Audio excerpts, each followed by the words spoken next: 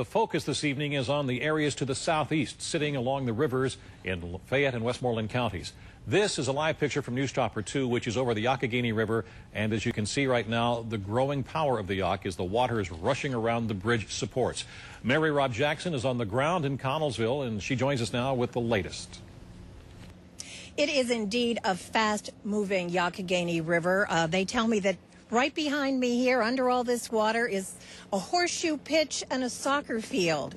We have not really seen this river appreciably change since we arrived here around noon. And even some of the old hands are saying, if you look at the watermarks on the trees, they think that the level has actually gone down a little bit. But of course, as Jeff mentioned, it is all going to be dependent on the rain tonight. That has been moved around in terms of when it might arrive here. But people have been stopping by with their kids and snapping photos, and other people are preparing for what they hope won't happen. The Youghiogheny River is mostly music to the ears of those living on its banks, but every few years a combination of snowmelt and rain exacts a high price. We live on the floodplain, so this belongs to the river. It'll come up if it wants to come up. And so it is. All the locals, that's what they measure by right there. Mid-river, an old concrete pier is slowly disappearing below the surface. Once it's gone, that means trouble. When it hits 16 feet, you know, that's the basement, 18 feet's the kitchen. So we're pretty much prepared. But others here on North 7th Street are bleary-eyed from sleepless days trying to get ready. Oh, I just moved here. I just rented the place.